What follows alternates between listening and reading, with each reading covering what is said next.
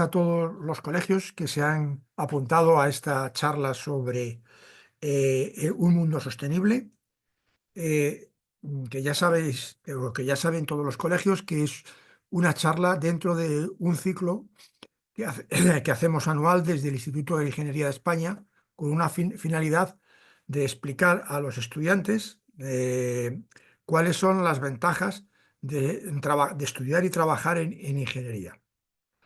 Eh, Para hoy vamos a tener una charla. La charla tiene como finalidad explicar la ingeniería como punto de apoyo para un mundo más sostenible. Y la charla se van a turnar hablando las personas que están aquí conmigo compartiendo la pantalla. Teresa, Delia, Elena y Manuel García.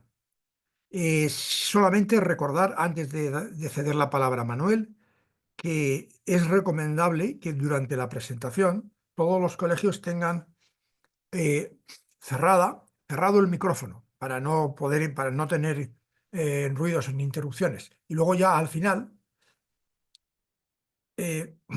ya intervendrán, ya Manuel dará el momento donde se pueden hacer preguntas. Saludo un momentito a Jesús Hernández. Hola, Jesús. Hola, buenos Eh, días. Buenos días. Jesús es coordinador de Escuelas Católicas de Madrid, que es un poco uno de los grupos con los cuales empezamos este programa hace 5 años ya. Vale, pues entonces, si no hay nada más, yo creo, Manuel, que puedes ya empezar tú a organizar la charla. Perfecto, muchísimas gracias. Muy buenos días a todos. Muchísimas gracias al Instituto de Ingeniería de España por organizar estos seminarios que creo que son muy útiles y en particular por invitarme a mí y darme la oportunidad de coordinar este webinar enfocado a la ingeniería y al papel que la ingeniería puede jugar en un mundo más sostenible.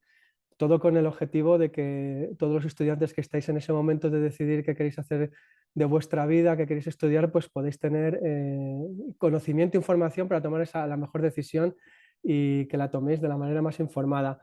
Yo me presento brevemente, yo soy Manuel García Hernández, actualmente soy funcionario, soy ingeniero industrial eléctrico por el ICAI, una escuela que hay en Madrid, y soy funcionario, soy del Cuerpo de Ingenieros Industriales del Estado desde hace muchos años, desde casi hace 20 años, y trabajo en el Ministerio para la Transición Ecológica y el Reto Demográfico. Ahora mismo llevo ya casi 5 años siendo director general de Energía y Minas y trabajo, por tanto, en el mundo de la regulación y las políticas públicas para permitir que la energía se desarrolle de una manera cada vez también más sostenible.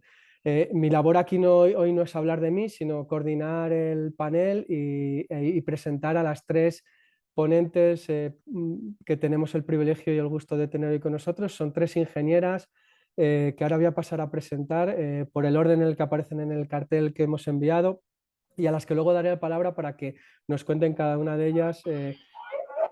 Tres cuestiones propongo inicialmente. Lo primero, que nos cuenten por qué decidieron estudiar una ingeniería en su momento. Después, que nos cuenten qué han hecho en su carrera profesional desde que acabaron la carrera y empezaron a trabajar y a desarrollar esa carrera profesional. Si lo que han hecho en su trabajo, de qué les ha valido lo que estudiaron durante la carrera. Y por último, dado que este panel trata sobre la sostenibilidad, también que nos cuenten en qué manera y cómo, desde sus puestos actuales de responsabilidad, que nos contarán en qué ámbitos, cómo pueden y cómo contribuyen a tener este mundo más sostenible. Empiezo con Teresa Rasero Guerrero, que es ingeniera industrial por la Politécnica de Madrid, en organización industrial, y además tiene un par de másters por el Instituto de Empresa y por el IES en Executive y en Dirección de Empresas. Teresa es la presidenta de Air Liquid, que es una empresa que nos contará a qué se dedica, y también además es la presidenta de la Federación Empresarial de Industria Química Española de FEIQUE, que es la patronal, la asociación que agrupa a todas las industrias químicas en España. Y aparte de eso, pues como es una persona muy importante, pues también tiene puestos de responsabilidad y de representación en organizaciones empresariales como la presidencia de una comisión de transición ecológica de la COE. A continuación, después de Teresa, intervendrá Elena Mayoral Corcuera, que es en este caso es ingeniera aeronáutica, también por la Politécnica de Madrid, y también tiene un máster en dirección de empresas y es directora general de aeropuertos de AENA. Y por último tenemos a Delia Rodríguez Lucas, que es ingeniera industrial en organización industrial por la Universidad de Valladolid y tiene un máster en Public Administration, en administración pública, por la Harvard Kennedy School, que es la escuela de gobierno y administración pública de la Universidad de Harvard.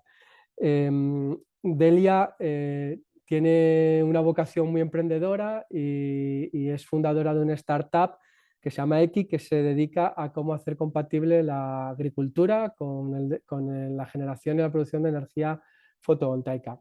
Por tanto, creo que es un panel súper amplio, súper diverso. Hemos querido que este año las tres fueran mujeres, las tres ingenieras, porque yo creo personalmente y creemos desde el Instituto de Ingeniería de España que es especialmente relevante que haya esas referencias de mujeres ingenieras para los estudiantes que estéis tomando esas decisiones, pero yo creo que Teresa es una grandísima representante del mundo de la ingeniería desde el punto de vista de la empresa, de la industria. Elena desde el sector público, porque AENA es una empresa pública que depende del Ministerio de Transportes, y Delia desde el mundo del emprendimiento, de las startups y del mundo académico, porque también nos contará que trabaja en el ámbito de la universidad. Por tanto, creo que las tres cubren perfectamente todo el espectro del mundo de la ingeniería, y yo ya me callo y doy la palabra a Teresa para que nos cuente su visión, su carrera, su trayectoria con esas tres preguntas que os hacía al principio. Muchas gracias, Teresa, y luego extensible a las tres, muchas gracias por participar y por aceptar esta invitación. Pues muchísimas gracias, Manuel, muchísimas gracias al Instituto y a ti por haberme reclutado para esta iniciativa, porque antes decías que es un privilegio el gusto, creo que el privilegio del gusto es mío, de poder compartir este tiempo. Y la primera pregunta que nos hacías de por qué estudiar ingeniería, tengo que reconocer que hace ya muchos años que lo estudié, pero siendo muy honesta conmigo, tengo que deciros también que cuando estaba terminando en el colegio no tenía ni idea de qué hacer. Y estaba dudando absolutamente. Para que os hagáis una idea, en mi época, que hace muchos años, como digo, se tenía que rellenar un formulario en el que pedías las carreras que querías hacer. Y la primera puse ingeniería industrial, la segunda puse medicina y la tercera puse derecho. Con lo cual creo que da una idea de la claridad que tenía en esos momentos. Y cuando miro para atrás y lo pienso, estoy súper contenta de haber puesto la primera ingeniería industrial. Y como digo, cuando estaba delante de aquella ventanilla con el papel, podía haber puesto otra cosa. Y estoy súper contenta porque yo lo único que tenía claro entonces es que me gustaba la química, me gustaba muchísimo, que me gustaba estudiar matemáticas, que me gustaba la física, pero no tenía ni idea de lo que podía hacer después. Y la verdad es que lo que me ha permitido hacer la carrera es estar continuamente aprendiendo cosas. De mis años en la escuela, lo que destacaría es que aparte de, efectivamente, estudié muchas matemáticas, estudié mucha química, estudié mucha física, resistencia de materiales, calor y frío industrial, un montón de cosas, pero sobre todo me enseñaron algo que me ha ayudado muchísimo durante toda la vida. Y yo diría, y no sé, Elena, Delia, si lo compartís, pero sobre todo me ha ayudado a resolver problemas, a no quedarme parada cuando una cosa no es evidente cómo se puede solucionar. Y en la escuela se bromeaba mucho diciendo que en la escuela nos daban mucha resiliencia. Aceptábamos que podías estar estudiando mucho y al final a lo mejor un examen no te salía bien. O te habías estudiado 40 temas y te preguntaban una cosa que dudabas si es que estaba en el temario. Pero yo creo que todos esos años en la escuela, aparte de empezar a cacharrear, porque en la escuela nos dejaban Yo estudié en la Politécnica de Madrid y allí teníamos una zona donde estaba el gimnasio, donde había una piscina. Bueno, éramos unos privilegiados, pero la piscina estaba vacía, o sea que no creáis que eso nos daba muchas prestaciones, pero allí nos dejaban meter coches y cacharrear, como decíamos. Y éramos unos cuantos locos los que nos dedicábamos a abrir aquello, porque en mis épocas los coches se podían tocar mucho más, había mucha menos electrónica que ahora y había mucha más mecánica. Con lo cual, durante la escuela aprendí muchas asignaturas, muchas cosas, pero sobre todo aprendí a tener inquietud y curiosidad, a interesarme por muchísimas cosas muy distintas, a no pararme ante los problemas, a pensar que siempre a esto puede haber una solución, puede haber una forma distinta, a no ver de una sola manera, sino a tener mucha apertura a ideas nuevas. Fui súper afortunada porque tenía unos compañeros de clase que 30 años después seguimos siendo amigos, con lo cual me ha permitido también aprender mucho de las cosas que ellos hacían. Y cuando empecé, salí en el año 92. A vosotros no os sonará, pero fue, o quizás sí, fue el año de las Olimpiadas en España, en Barcelona. Y en aquel momento sabía que lo que había estudiado me había gustado mucho, pero no tenía muy claro hacia dónde dirigirme. Tengo que reconocer que mi espinita clavada, y a lo mejor todavía lo consigo antes, no sé si antes o después de la jubilación, pero mi espinita clavada sería haber podido fundar una empresa. O sea que, Delia, estoy encantada y con unas ganas totales de escucharte, porque esa fase de quiero hacer algo que sea mío, completamente nuevo y que aporte, todavía la tengo ahí. Pero bueno, creo que una de las cosas que os dirán muchas veces, y es cierto, es que normalmente cuando estudias una ingeniería luego tienes muchas posibilidades de hacia dónde dirigir tu carrera y posibilidades de trabajo. Y yo es verdad que las tuve, y la primera oferta que tuve era de un banco en aquel momento muy importante, y os voy a reconocer que económicamente era sin duda la mejor oferta que tenía. Pero a mí el gusanillo de la industria, de las asignaturas en las que pudimos estar un poco más cerca de lo que era el mundo industrial, ya lo tenía, ya me había picado, con lo cual quería ir a industria y empecé a trabajar en gas natural. Allí estuve unos años trabajando en Barcelona y me dediqué a llevar gas a las distintas poblaciones. Antes tuve otra experiencia en el IMADE, en un organismo público, que fue súper interesante, aunque fue muy corta, porque fueron 6 meses en los que pude ver industrias completamente distintas, industrias de la Comunidad de Madrid. Cuando estuve trabajando en gas natural, iba mucho a visitar a mis clientes. Y los clientes, pues, había papeleras, había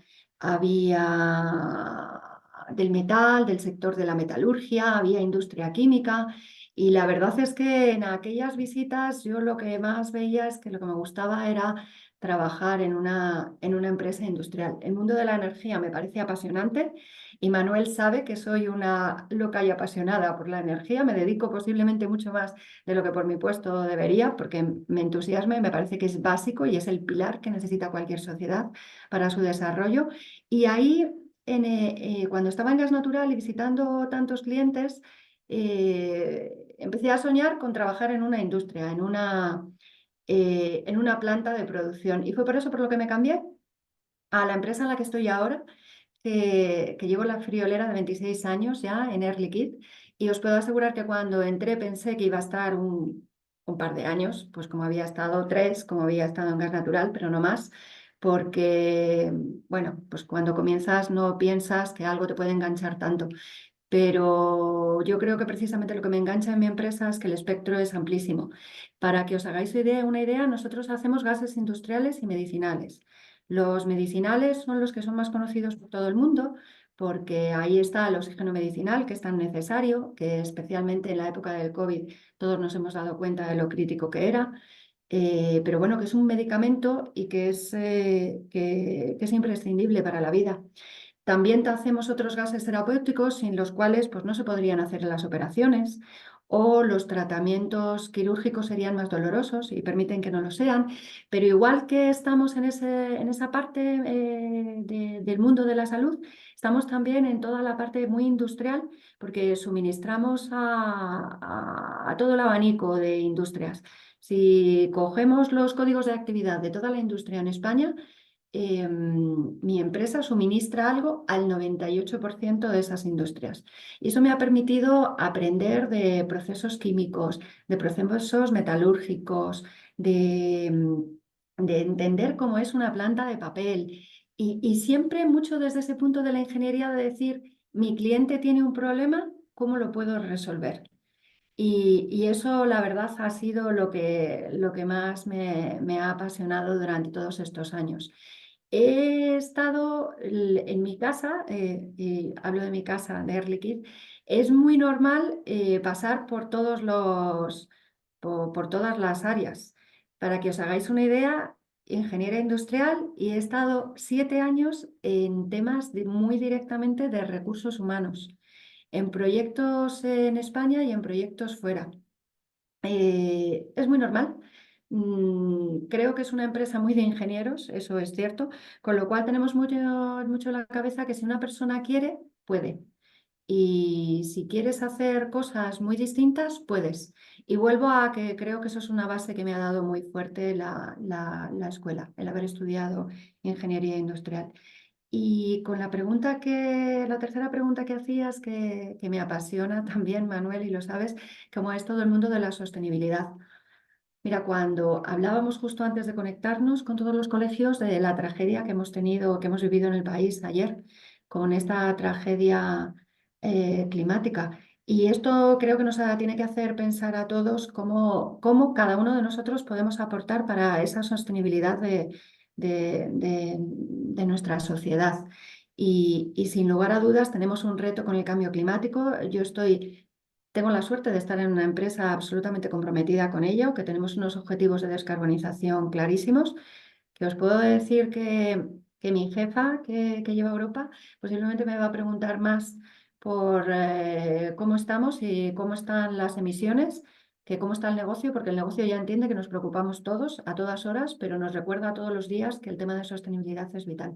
Y estoy en una industria como es la industria química, que tenemos clarísimo que tenemos un reto fundamental con todo el tema de cómo nos transformamos para hacer la industria química sostenible. Y es un reto enorme. Para que os hagáis una idea, en términos económicos, la industria química de aquí al 2030 tiene que cambiar un montón de procesos para poder utilizar energías más limpias, para poder reducir sus emisiones dramáticamente, y eso supone, en términos económicos, 75.000 millones de inversión. Pero las cifras no quieren decir nada, pero lo que dice mucho es la de ingenieros que están trabajando y estudiando para ver cómo esas nuevas tecnologías se pueden aplicar. En mi empresa tengo la suerte también que estamos trabajando en muchas de estas nuevas tecnologías. Trabajamos mucho con los temas de hidrógeno renovable, de hidrógeno bajo en carbono. Trabajamos mucho en los temas de otros gases renovables, como es el biometano.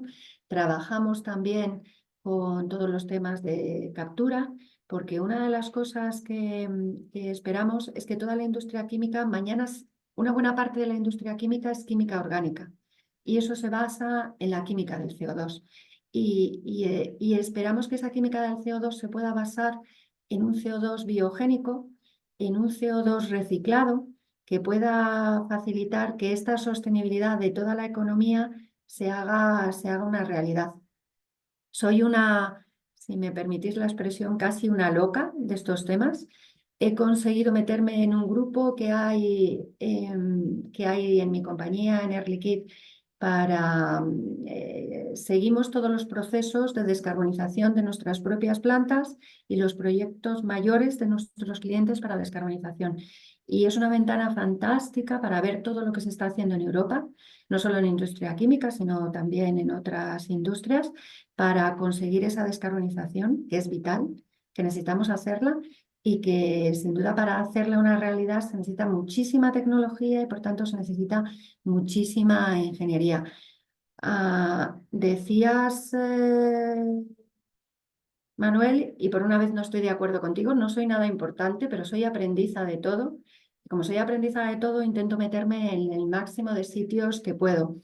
Estoy también en el Consejo Asesor del Colegio Oficial de Ingenieros Industriales de Madrid, porque creo que tenemos que hacer una labor pedagógica para que todos, para vosotros que estáis ahora en el colegio y que os planteáis qué voy a hacer mañana, que veáis la necesidad total que tiene una sociedad para tener ingenieros, para que la tecnología pueda avanzar y que todo esto no pasa si no hay, bueno, pasará, pero pasará mucho más lento, pasará mucho más deprisa si hay ingenieros industriales ingenieros de cualquier otra especialidad, de cualquier otra rama, pero que tengan muy claro que para trabajar en la sostenibilidad hay que tener pasión. Y yo os aseguro que es algo que tengo todos los días en mi trabajo y por eso me alegro mucho de hace ya 30 años, bueno, 30 años, no, 30 años hace que salí, hace 36 años haber elegido hacer una ingeniería, que me ha permitido hacer muchas cosas muy apasionantes y sobre todo levantarme cada mañana y estar entusiasmada con lo que voy a hacer en el día. Y no sé, Manuel, espero que haya contestado a tus preguntas. Sí, yo creo que de sobra y en todo caso, si al final tenemos unos minutos para preguntas y respuestas, pues seguro que estás encantada de resolver alguna duda que pueda surgir. Yo de lo que comentas hay muchas cosas que también me sentía identificado. Yo también cuando elegí la que quería estudiar, tampoco a toro pasado, mirando hacia atrás, me doy cuenta de que no era muy consciente de dónde me metía, que no sabía que iba a estudiar, pero de nuevo también coincido contigo que fue la mejor decisión que pude tomar, porque es una formación que te permite unas capacidades, ¿no? Y te entrena para resolver problemas de toda índole, desconocidos, nuevos, y te permite luego también, a medida de que vas conociendo, pues orientar tu carrera hacia aquellos aspectos que te van interesando más. Lo que decían las madres, tiene muchas salidas, pues es verdad, las ingenierías tienen muchas salidas porque son los perfiles de los ingenieros, valemos para todo, con independencia de que sea aeronáutico, industrial, telecomunicaciones o dentro de cada una de estas ahora los grados y las especialidades que hay. Entonces, si os parece, pasamos de un ingeniero industrial a una ingeniera aeronáutica, Elena Mayoral. Tuya es la palabra, Elena, cuéntanos tu historia, por favor. Muchas gracias, Manuel. Bueno, pues a mí me pasa un poco como a Teresa. Lo mío tampoco era vocacional. Realmente mi vocación era la medicina. Desde muy pequeña yo quería ser médico y de hecho hasta lo que entonces era segundo de bachillerato, que era COU, yo escogí la rama de ciencias, pero con biología, que era los que queríamos estudiar medicina. Y ya cuando tuve que rellenar esa hojita que hizo Teresa, que yo también la conocí, pues ahí vi que era muy aprensiva y que era imposible que superara eso. Y ese fue el motivo de que yo no fuera médico. Entonces, mi padre es ingeniero industrial y él, como ha dicho Teresa, ha dicho Manuel, un ingeniero siempre dice, y más si es industrial, sirve para todo. Entonces, lo había vivido muy de cerca en casa a lo que se dedicaba un ingeniero industrial y luego yo soy de una ciudad pequeña, que es Logroño. Entonces, si hacía ingeniería industrial, pues lo normal es que hubiera ido a Zaragoza. Y yo no quería ir a Zaragoza, yo quería venir a Madrid. Y entonces la única escuela de ingeniería aeronáutica, que ahora es el grado de aeroespacial, solamente estaba en Madrid, que ahora hay en más ciudades. Y eso es lo que hizo que yo estudiara ingeniería aeronáutica, que es una carrera muy dura y cuando uno piensa que le ha decantado, no. Pero claro, es que con 18 años tienes las cosas tan poco claras, no sabes exactamente qué quieres. Entonces, bueno, yo empecé ingeniería aeronáutica fundamentalmente porque pensaba en los aviones. Yo quería dedicarme a diseñar aviones. ¿Qué ocurrió? Bueno, pues cuando yo estudiaba la carrera había 4 especialidades. Una era aeronaves, otra era motores, motores de aviación, otra era aeropuertos y otra era lo que llamábamos navegación aérea. Bueno, pues yo creo que todos entramos con la vocación de ser fabricantes de aviones, ¿no? Entonces se estrenaba la primera película de Maverick, la que ahora habréis visto muchos, pues nada más imaginaba aviones y ya si eran militares, aquello era la pera. Bueno, pues en cuarto de carrera había que escoger la especialidad, entonces eran 6 años, entonces hacíamos lo que ahora sería hacer el máster habilitante también, toda la carrera completa. Y a la hora de escoger la especialidad, pues volví a tomar una decisión súper concienzuda, ¿no? Dije, a ver, aerodinámica, cálculo de aeronaves en aeronaves es muy complicada y en aeropuertos se ve, pero en vez de ser anual, que había asignaturas anuales, era cuatrimestral. Pues por eso escogí aeropuertos. O sea, mirad qué reflexión tan profunda, ¿no? Y porque casi todos mis amigos se iban a aeropuertos. Dije, pues ya está. Entonces, bueno, me refiero que uno con 18 años no tiene las ideas claras, luego además va tomando otras decisiones, pero sí que os puedo decir que toda mi vida, y creo que de eso puedo sentirme muy orgullosa y muy feliz, me he dedicado a los aeropuertos, algo que nunca pensé, ni cuando estudié la carrera, ni cuando escogí la especialidad. Yo estaba en un colegio mayor y prácticamente pues, no había mucha gente de ingenierías, había mucha gente en ICADE, mucha gente en el CEU. Entonces yo cuando acabé la carrera yo pensé que iba a trabajar en una consultora, en una de las Big Four, y que ese iba a ser mi trabajo porque un ingeniero como vale para todo, o sea, no pensé que podría dedicarme para aquello que había estudiado. También por lo que dice Teresa, estudiamos mucha mecánica, mucha física, mucha matemática, mucha química, o sea, estudias cosas muy etéreas. Yo de especialidad de aeropuertos tuve 2 asignaturas, una de navegación aérea. Me refiero a que tampoco conocías tan bien lo que era la profesión, ¿no? Pero, sin embargo, en mi último año de carrera tuve la oportunidad de trabajar en una consultora aeroportuaria y empezar ya a trabajar en proyectos y en estudios de ingeniería aeroportuaria, además, siempre. A partir de ahí seguí en otra empresa, Ineco, una empresa pública donde estuve haciendo proyectos, trabajé de ingeniero proyectista y, por ejemplo, eso descubrí que no me gustaba, que también cuando uno es ingeniero, una de las cosas, ¿no?, de las salidas más naturales es dedicarse a los proyectos. Bueno, pues yo ahí vi que era un mundo que, bueno, que me gustaba, pero yo tenía la sensación, por ejemplo, cuando hacía proyectos, de que siempre me dejaba algo, ¿no? El proyecto nunca estaba perfecto y luego con la experiencia descubres que evidentemente el proyecto perfecto no existe. Bueno, pues ahí vi que lo de los proyectos no me iba mucho y entré a trabajar en una empresa americana que abría en España y trabajé bastante con las bases aéreas americanas que había en Europa. O sea, pude trabajar en un entorno internacional, eso me gustó mucho, pero claro, la ambición de esa empresa, habiéndose situado en España, que era muy potente en telecomunicación, estamos hablando del año 2001, que entonces el tema de las telecos estaba muy potente, pero quería abrir el negocio aeroportuario. Pero claro, yo lo que me dedicaba era hacer todo el día ofertas para ENA, ¿no? Para concursos de ENA, tanto de estudios como de proyectos. Y al final lo que me planteé es, oye, pues en vez de trabajar para ENA, ¿por qué no trabajo en AENA, ¿no?, que era la empresa que gestionaba los aeropuertos en toda España? En AENA, a diferencia de lo que ha comentado Manuel, no somos funcionarios. Entonces era una empresa 100% pública y lo que éramos era, pues entrábamos a través de unas pruebas de selección, como puede hacer otra empresa, y a partir de ahí entrabas en AENA.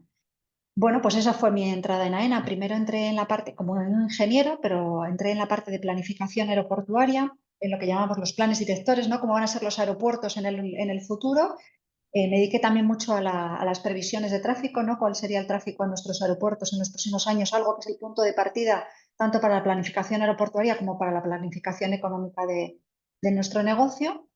Y después de eso ya, en el año 2007, me ofrecieron la dirección del aeropuerto de Valladolid. Es un aeropuerto pequeño, es una base aérea abierta al tráfico civil, con lo cual tuve la oportunidad además de trabajar con el Ejército del Aire, una experiencia buenísima. Y bueno, donde yo siempre digo que hice el máster, porque sales de la carrera que tienes un conocimiento tan general que yo realmente he aprendido a amar la profesión y a conocerla trabajando en esta empresa hace 22 años. Es como vas conociendo realmente cómo la experiencia es la que te lo da. Bueno, pues empecé en Valladolid, luego en el año 2011 me ofrecieron ser la directora de un sitio que seguramente muchos de vosotros conozcáis y tengáis mitificado, como fue la dirección del aeropuerto de Ibiza. Desde luego trabajando no se vive la Ibiza que todos os podéis imaginar, pero bueno, fue una experiencia muy importante porque esos son aeropuertos que son muy estacionales. Durante los meses de verano tienen un tráfico muy fuerte, con lo cual en el verano tienes que estar en el día a día. Es uno de los aeropuertos más estacionales del mundo. Quiere decir que entre el mes de julio y el mes de enero, para que os hagáis una idea, la diferencia que había de tráfico hacía que esa diferencia fuera de las más grandes en todo el mundo, de todos los aeropuertos del mundo. Bueno, ahí trabajábamos en verano para sacar adelante la operativa y en invierno nos dedicábamos, en ese momento estábamos ampliando el terminal, a hacer todas las obras para prepararnos para ese verano. Y ya en el año 2013 me ofrecen ser la directora del aeropuerto Adolfo Suárez Madrid-Barajas, que es donde, bueno, pues ya hice el doctorado, ¿no? Trabajar en uno de los principales hubs internacionales. El aeropuerto de Barajas está entre los 10 primeros de la Unión Europea, está entre los 25 principales del mundo por tráfico de pasajeros. Este año cerrará con más de 60 millones de pasajeros. Y bueno, ahí tuve la oportunidad de conocer lo que era un gran aeropuerto en el que lo que llamamos un aeropuerto hub no solamente es el punto a punto, sino que además llegan pasajeros, por ejemplo, de Latinoamérica y aquí enlazan a otros destinos europeos o a otros destinos dentro de la península o de las islas. La experiencia de un gran aeropuerto, en el año 2019 me ofrecen venir aquí a la corporativa, a la Dirección de Planificación Aeroportuaria y Medio Ambiente, que es donde conocí a Manuel, por lo que os contaré después, precisamente por todo el tema de sostenibilidad. Y ahí estuve hasta el año pasado, donde ya me propusieron ser la directora general de aeropuertos, puesto que ocupo en la actualidad y donde me dedico pues a la gestión de todos los aeropuertos de la red española, 46 aeropuertos y 2 helipuertos, y a dar todo el apoyo técnico y de operaciones a los aeropuertos que tenemos en el resto del mundo, porque bueno, AENA durante estos años ha sufrido una profunda transformación. Salimos a bolsa, en la actualidad el 51% de nuestra empresa es pública, pero el 49% cotiza en mercado. Somos una empresa del IBEX 35 y somos el primer gestor aeroportuario a nivel mundial por tráfico de pasajeros y por capitalización en bolsa. Nosotros aproximadamente movemos en todo el mundo 1 millón de pasajeros al día porque a la red nacional se unen 17 aeropuertos en Brasil, movemos el 20% del tráfico del aeropuerto, del tráfico del país. También gestionamos el 51% del aeropuerto de Luton en Londres y tenemos participaciones en diferentes aeropuertos en Colombia y en México. ¿Por qué os cuento esto? Porque tenéis que pensar que un ingeniero, aparte de que yo creo que puede hacer de todo, menos ser el médico del aeropuerto o quizás el abogado del aeropuerto, si no estudia después algo relacionado con eso, que también lo podría ser, pero puedes, si te gustan las finanzas, por ejemplo, en AENA, imaginaos una empresa que cotiza en el IBEX, hay ingenieros, nuestro director financiero ahora también es un ingeniero aeronáutico, es decir, trabajar en una gran empresa y tener una formación en ingeniería te habilita a hacer prácticamente de todo, te abre un mundo, unas puertas que nunca pensarías. Y si encima es una potencia internacional, como es el caso de AENA, pues ya puedes hacer todo lo que te apetezca. Quiero decir, ser ingeniero y el hecho de trabajar en una empresa de primer nivel te posibilita un aprendizaje continuo, que también Teresa lo ha estado diciendo. Yo he aprendido todo en esta empresa y sigo aprendiendo cada día. Cada día es una sorpresa, por ejemplo, y enlazo aquí con el tema de la sostenibilidad. Pues bueno, yo estaba en planificación aeroportuaria donde nos dedicábamos a pensar en cómo teníamos que ir preparándonos en los aeropuertos para el futuro, ¿no? Si había que ampliar una terminal, si hay que ampliar una pista, hacer incluso otra pista en los aeropuertos. Cuando hemos participado en estos aeropuertos de Brasil, qué es lo que hay que hacer para llevarlos más allá en el futuro, etcétera. Pero llega un momento que el compromiso de la aviación con la sostenibilidad es inevitable. Estamos muy estigmatizados en la aviación porque, a pesar de producir un número de emisiones muy reducido a nivel mundial, cuando uno piensa siempre en qué es lo que contamina, se imagina un avión antes que imaginarse un coche o la calefacción de una casa. Bueno, pues eso nos ha obligado a que en todo nuestro eje transversal, los aeropuertos, lo primero es la seguridad, luego es que el paso en los aeropuertos para el pasajero sea lo más suave posible y, por supuesto, que salga y llegue en hora, la puntualidad, pero el eje transversal que nos está dinamizando ahora y en que estamos poniendo todo el foco es tanto la sostenibilidad como la innovación. Entonces, por ejemplo, en el caso de AENA tenemos un plan de acción climática 2021-2030 y dentro de él el eje más importante, yo diría, es el plan fotovoltaico. Nosotros en la actualidad estamos construyendo en Barajas una de las plantas fotovoltaicas más grandes de los aeropuertos del mundo, 120 megavatios, que bueno, quizás para vosotros no sea mucho, pero es mucha potencia. Estamos tramitando una segunda planta de 45, es decir, que vamos a generar, no voy a decir casi toda, pero mucha de la energía que se genera al contrario, vamos a generar como 4 o 5 veces la energía que necesitamos en Barajas. Y ese me conduce al siguiente reto futuro. ¿Qué ocurre? Que esa energía nosotros la vamos a verter a la red, porque no somos capaces de almacenarla en los aeropuertos. Entonces, para mí ese, por ejemplo, es un reto futuro de la sostenibilidad, el almacenamiento de la energía renovable. Es decir, nosotros vamos a tener 14 aeropuertos en toda la red de estos 46 aeropuertos y 2 helipuertos que os mencionaba.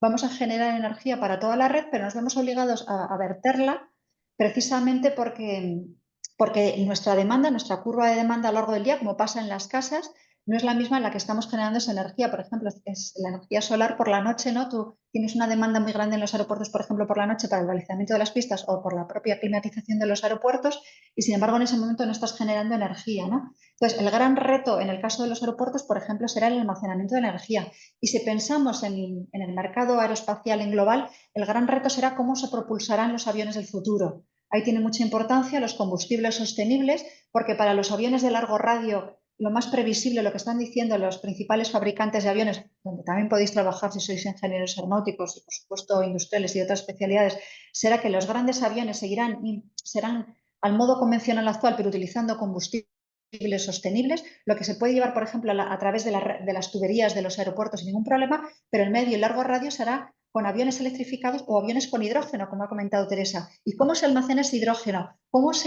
¿Cómo cambia la carga, la distribución de las cargas en un avión que es tan importante para la aerodinámica? Bueno, pues esos son nuestros grandes retos del futuro. Ya estamos trabajando, pero vamos a tener que avanzar muy rápido y la propia sociedad nos lo demanda para que hagamos ese cambio muy rápido.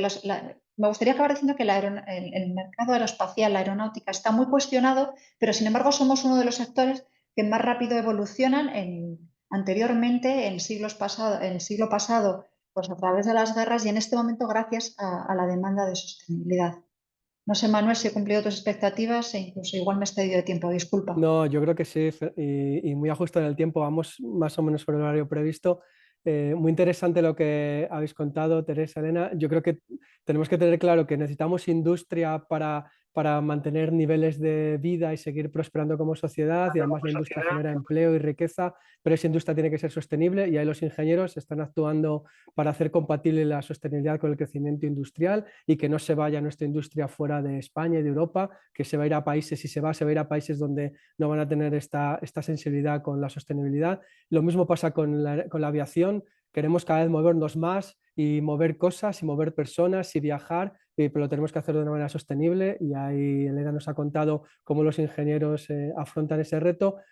Y ahora doy el paso a Delia, que nos va a contar, aparte de su trayectoria vital, que también es muy interesante, además yo creo que por edad es la que más está cercana a nuestra audiencia hoy, a la que envidiamos todos mucho por ser tan joven, pero también luego nos contará cómo también ella está trabajando en cómo hacer compatible otra cosa, la agricultura con la sostenibilidad y con la producción renovable, que también es muy interesante, porque hay ese debate de necesitamos en una población creciente, seguir produciendo, seguir anclando la población al territorio, a las zonas rurales, pero también obviamente de una manera sostenible. O sea que adelante, Delia, the floor is yours, como dicen.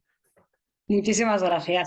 Y yo, como sabía que era la última, me he preparado unas diapositivas para manteneros entretenidos, que al final entiendo yo que siempre una imagen habla más que mil palabras.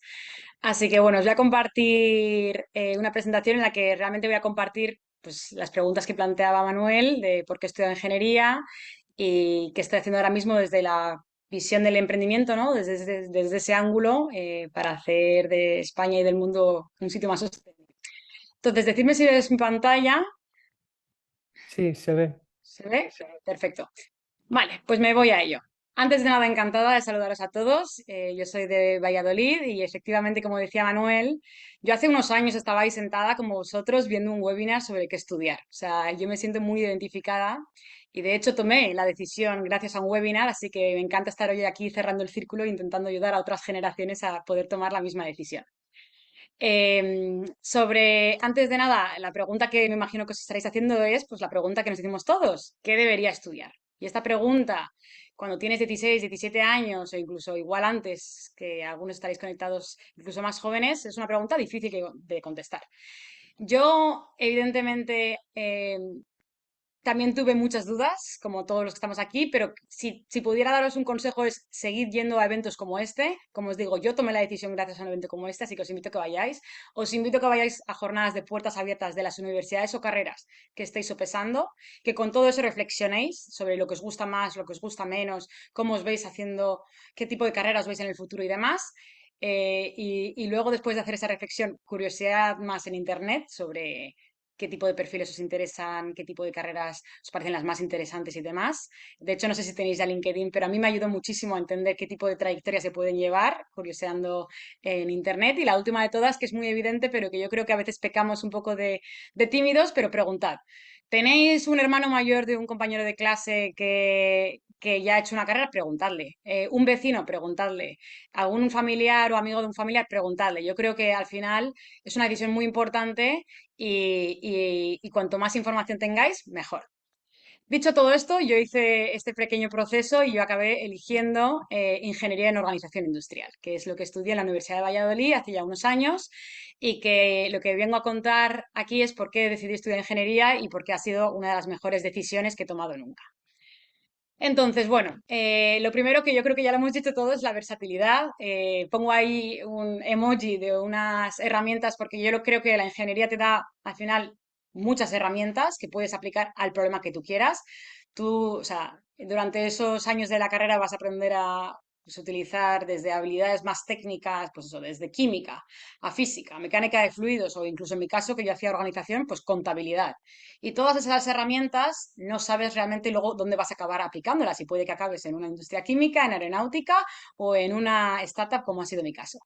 Entonces, bueno, yo creo que eso está claro y pongo luego una puerta también como emoji porque la verdad es que la ingeniería industrial es de las carreras que menos desempleo tiene porque tenemos la suerte de tener muchas puertas abiertas, ya sea en el puro sector de la ingeniería como en otros sectores.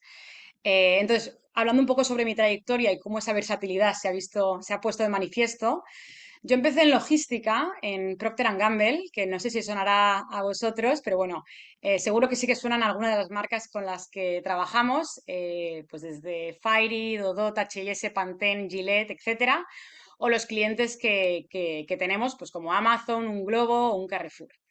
Yo empecé en logística, pues como buena ingeniera, pues me puse a hacer pues análisis de cadena de suministro, cómo hacer un forecast de las previsiones de producción y cómo combinarlo pues con almacenamiento y demanda de los consumidores. Y entonces, bueno, mis primeros 2 años fueron dentro del mundo de negocios, porque al final esto no deja de ser una empresa que tiene un componente técnico alto, pero también tiene un componente de negocio muy fuerte. Pero después de estar un par de años en logística, me quise meter un poco más en otros mundos y acabé haciendo, que aquí lo comentaban mis compañeras, otras áreas de negocio dentro de la misma empresa. Yo también trabajé en finanzas unos años, en ventas y el último puesto que tuve fue en sostenibilidad. Entonces, yo creo que queda claro que la ingeniería industrial te da puertas, te abre puertas a hacer muchos tipos de trabajo y que aunque pues lo más relacionado con la ingeniería sea quizás lo primero a lo que entras, desde luego la trayectoria a medio plazo puede ser realmente lo que tú quieras. Y bueno, el último puesto que tuve fue en sostenibilidad, que fue realmente un puesto fascinante en el que pues una empresa tan grande como Procter, pues convertirla en una empresa que sea pues neutra en huella de carbono o cómo hacer nuestros procesos menos contaminantes y más sostenibles, fue fascinante y eso me llevó a mi siguiente paso en mi carrera, que fue el mundo del impacto, ¿no? Pongo ahí un corazón verde porque, bueno, fue un impacto que para mí unió la parte más de impacto social positivo en la sociedad e impacto también por lo verde, ¿no? Por el medio ambiente, por el planeta. Y aquí me metí en dos organizaciones muy interesantes, bueno, Ashoka y Acumen, que son redes de emprendedores sociales a nivel mundial. Y para que os hagáis la idea, por ejemplo, Ashoka tiene 3 premios Nobel de la Paz entre los integrantes de su red. O sea, son organizaciones que hacen impacto realmente a gran escala y muy bien. Y pude aprender de ellos pues todo lo que tiene que ver con cómo hacer impacto social a gran escala y luego encima, específicamente en mi caso, pues ya cómo entrar y conectarlo con la parte de sostenibilidad, cambio climático, transición energética, que a mí al final es lo que más me movía y lo que más me llamaba. Y después de estar un par de años en este sector tan maravilloso, pues como comentaba antes Manuel, me surgió una gran oportunidad que fue que conseguí una beca para poder ir a estudiar 2 años a la Universidad de Harvard. Ahí estoy yo a la izquierda con cara de no me lo creo, ¿qué está pasando? Pero bueno, yo creo que otra buena parte de la ingeniería es que, como decía, esa versatilidad te hace tener todo tipo de oportunidades y que algunas te las prevés y otras no las ves venir.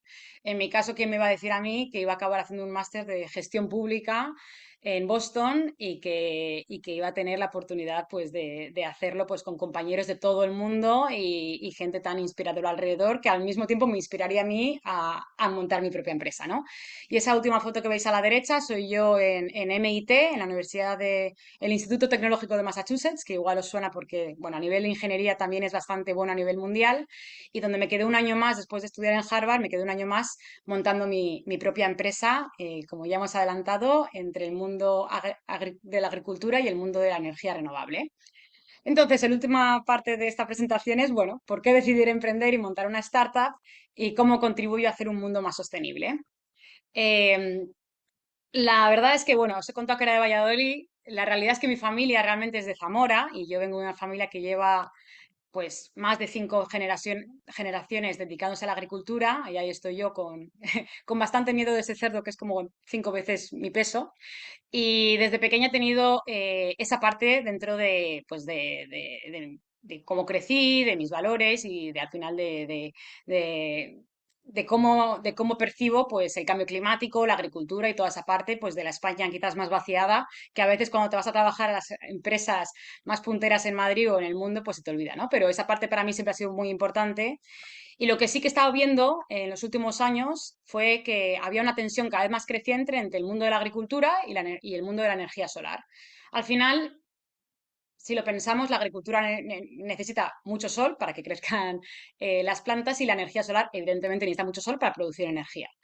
Y en España, que es un país que tenemos mucha agricultura y mucho sol y por lo tanto tenemos muchas oportunidades para poder hacer plantas fotovoltaicas grandes, pues el conflicto al final que estaba habiendo y que sigue habiendo por el uso de la tierra, lo veía yo muy de cerca.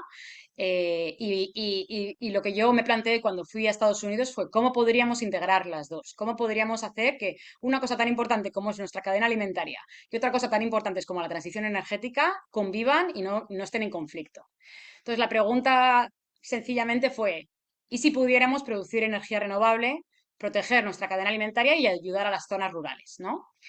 Y bueno, así nace la startup en las que he estado trabajando los últimos años. Al final lo que hacemos es integrar agricultura y energía solar a través de nuestros paneles verticales y compartimos nuestros ingresos con los agricultores. Y aquí quizás un poco la puntillita un poco técnica es que además lo hacemos sin perder producción energética. O sea, no producimos menos que un panel normal en horizontal, sino que encima producimos un poquito más. En resumen, y bueno, aquí tengo la primera foto de nuestro prototipo, que ahí estaba como sin creérmelo y que fue gracias a subvenciones de Harvard y MIT, que la verdad es que ahí pues tuve mucha suerte de tener ese respaldo desde el principio. Y al final, bueno, pues comentar un poco el proyecto específico y el problema concreto que yo estoy tratando de resolver es al final que la energía tradicional tiene muchas bondades y yo creo fervientemente en que tenemos que pasar a un modelo de transición energética renovable, pero evidentemente cuando metes en la ecuación la agricultura, pues el modelo típico te incapacita de poder mantener la agricultura en el mismo terreno, ¿no? Sobre todo a nivel maquinaria y en terrenos de secano. Entonces, en nuestra tecnología, que son estos paneles verticales, lo que buscábamos era cómo poder compatibilizar las dos y hacer que la luz siga llegando a las plantas y además permitir pues, que las cosechadoras, tractores, sembradoras y demás maquinaria pesada pueda seguir pasando por esas tierras y manteniendo toda esa actividad que en la España vaciada y en todas las zonas rurales es tan fundamental para mantener empleo. Entonces, bueno, este es el resumen de la idea en la que estuve trabajando estos últimos años en Estados Unidos y el resumen de ella es que al final intentamos cultivar tanto el suelo como el cielo al mismo tiempo en la misma tierra. Y para cerrar diría que estudiar ingeniería ha sido fundamental. O sea, yo creo que yo no me hubiera podido lanzar a montar una empresa y eso que dentro de la empresa yo soy la directora general, es decir, que yo no soy la persona técnica. En mi equipo hay varias personas mucho más técnicas que yo, mucho más expertas que yo, pues en energía solar o en instalaciones fotovoltaicas o, bueno, en todo tipo de análisis, son más expertos que yo, pero lo que te da una ingeniería industrial es poder hablar el idioma y es poder entender la problemática. Y como ya habían comentado mis compañeras, al final te da toda esa caja de herramientas que te permite poder pues estar analizando la producción solar y cómo concuerda con el consumo y al mismo tiempo estar haciendo un modelo financiero y poder estar recaudando dinero de inversores interesados en participar en esta transición energética. Entonces, con todo ello, os animo a que si la ingeniería es una de vuestras opciones, pues que la consideréis porque realmente creo que la versatilidad y las oportunidades que os da son increíbles. Y con esto, muchas gracias y mucha suerte en los próximos años, que son unos años muy interesantes y que os abrirán muchos caminos. Muchísimas gracias, Delia. Súper interesante tu presentación. Creo que complementa fenomenal a las de Teresa y Elena. Son -10, si os parece. Creo que debemos aprovechar la oportunidad de que tenemos aquí a Teresa, Elena y Delia para hacerles preguntas. Incluso yo mismo, si alguien, yo puedo aportar la visión de qué hace un ingeniero industrial en un ministerio, ¿no? Que también no es una salida típica. Ni siquiera yo cuando acabé la carrera sabía que existía una oposición y lo descubrí unos años después y también ha sido una de las mejores decisiones de mi vida. O sea que también si alguien quiere preguntar sobre mi trayectoria, sobre qué se puede hacer en la administración, no solo lo que ha comentado Elena, que es una empresa pública, sector público empresarial, sino en el propio sector público más puro, pues a vuestra disposición. Si os parece, podéis levantar la mano, yo lo veo en el panel de moderación y os voy dando la palabra a los que tengan cualquier pregunta o si prefieren el chat, pero quizás es más fácil y lo veré más fácil levantando la mano. A ver si alguien se anima.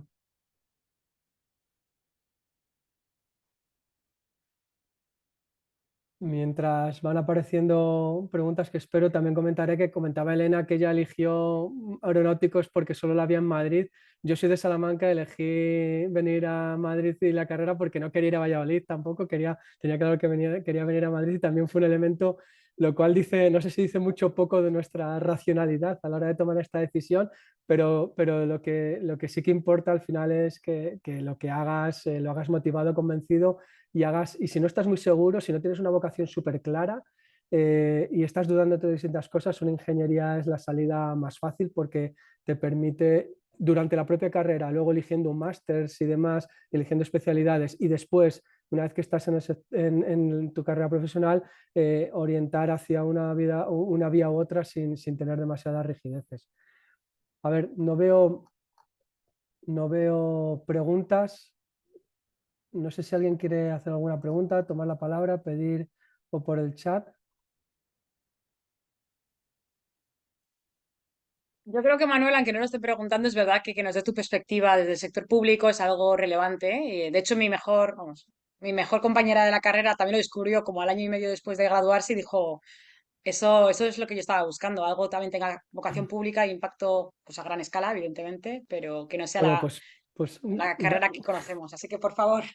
gracias, Delia. No, pues mira, sí, no tenía intención, pero bueno, yo os cuento brevemente. Yo estudié Ingeniería Industrial en Madrid, hice la especialidad en aquellos años también era el plan antiguo, no eran 6 años, donde se estudiaba durante los 6 años la combinación de grado más máster actual. Y al acabar empecé a trabajar en el mundo de la ingeniería, en una ingeniería, haciendo algo muy relacionado con lo que había estudiado, que es diseñar centrales eléctricas y líneas eléctricas y los ciclos combinados de gas de aquella época, que era el momento de expansión, era por el año 2000, diseñando y dimensionando los transformadores y la red de tierras de las centrales. Bueno, ahí me di cuenta al muy poco tiempo de que era muy bonito, muy interesante y muy relacionado con lo que había estudiado, pero que no me quería dedicar a eso toda mi vida. Y entonces cambié y me cambié al mundo de la consultoría. Trabajé en una consultora durante 4 años, además en el sector aeronáutico, porque yo trabajaba en Pricewaterhouse, luego IBM y hacíamos consultoría para empresas y estuve 4 años trabajando en La Muñoza, en la zona industrial de Barajas, implantando SAP en el sistema, en Iberia Material, en la división de mantenimiento de los aviones y de los motores de Iberia. Y ahí fue súper interesante porque estuve en un mundo, en un entorno súper industrial, conociendo los procesos de cómo para los aviones por las noches, cómo hacen las paradas más largas.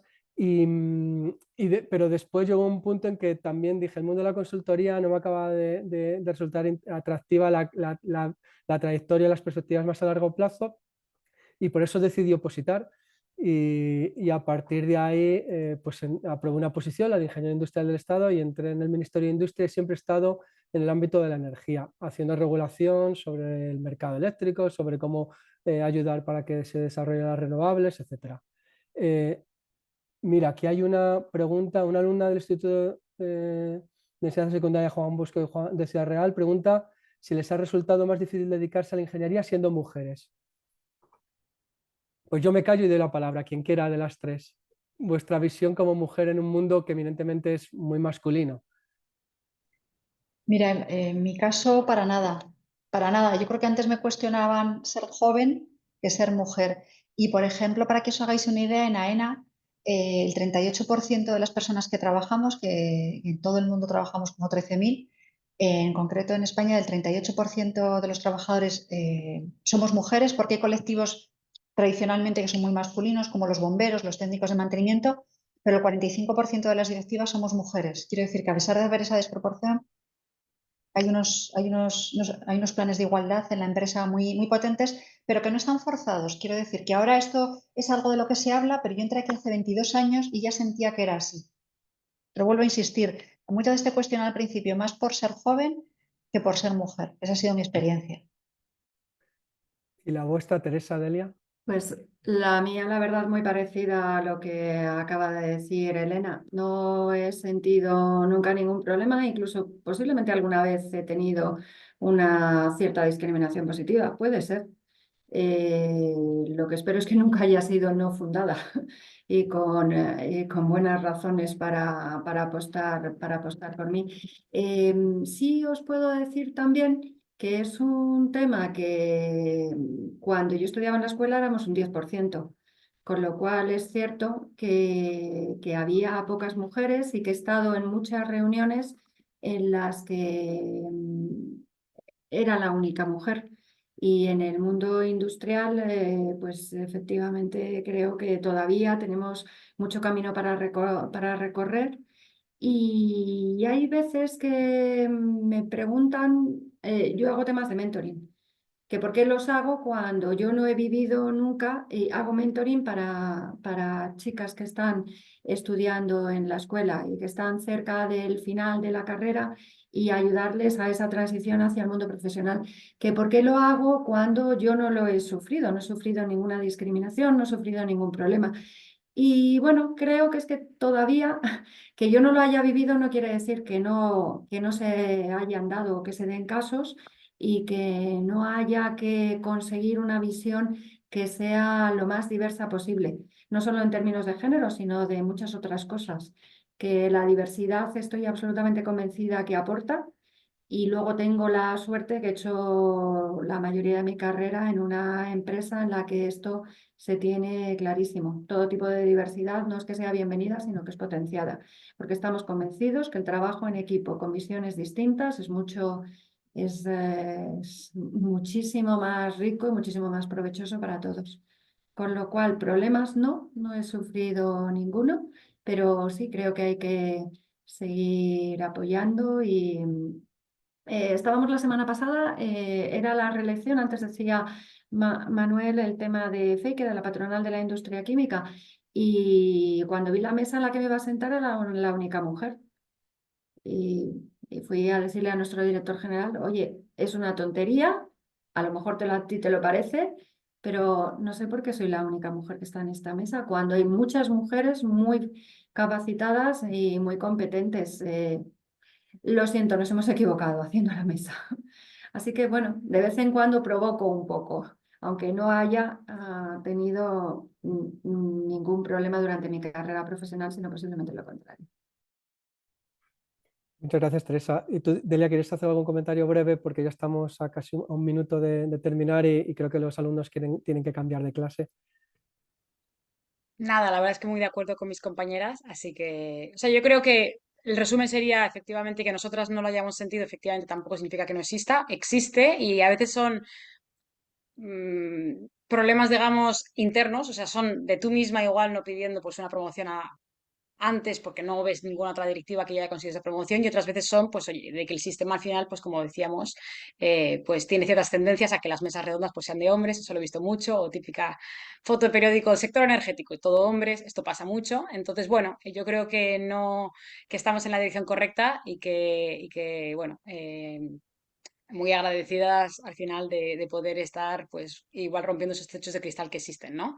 Pero vamos, totalmente de acuerdo con mis compañeras.